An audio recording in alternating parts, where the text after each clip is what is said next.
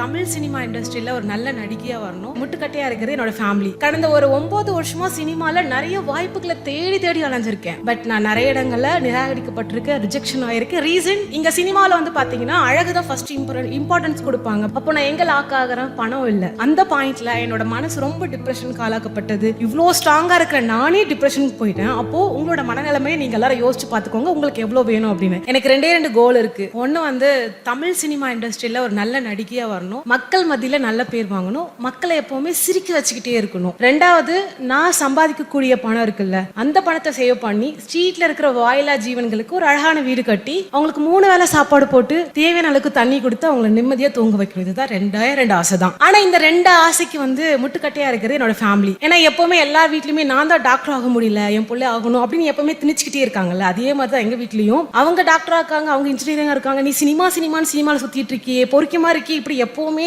ஒரு டிமோட்டிவேட் பண்ணிட்டு எப்பவுமே நெகட்டிவ் வைப்ரேஷன்ஸ் மட்டுமே தான் கொடுத்துட்டே இருப்பாங்க. கடந்த ஒரு 9 வருஷமா சினிமால நிறைய வாய்ப்புகளை தேடி தேடி அலைஞ்சிருக்கேன். பட் நான் நிறைய இடங்கள்ல நிராகரிக்கப்பட்டிருக்கேன், ரிஜெக்ஷன் ஆயிருக்கு. ரீசன், என்னோட ஸ்கின் டோன், என்னோட அப்பியரன்ஸ். இங்க சினிமால வந்து பாத்தீங்கன்னா அழகுதான் ஃபர்ஸ்ட் இம்பார்ட்டன்ஸ் கொடுப்பாங்க, பட் திறமை வந்து செகண்டரி தான். சோ இந்த பாயிண்ட்ல என்ன ஆயிடுச்சுன்னா, என்னதான் சினிமா சுத்திட்டு இருந்தாலும் ஃபைனான்சியலி ரொம்ப வீக் ஆயிட்டேன். அப்போ நான் எங்க லாக் ஆகிறேன், பணம் இல்ல, ஃபேமிலி சப்போர்ட்டும் இல்ல, நான் டிப்ரெஷனுக்கு ஆளாக்கப்பட்டேன்.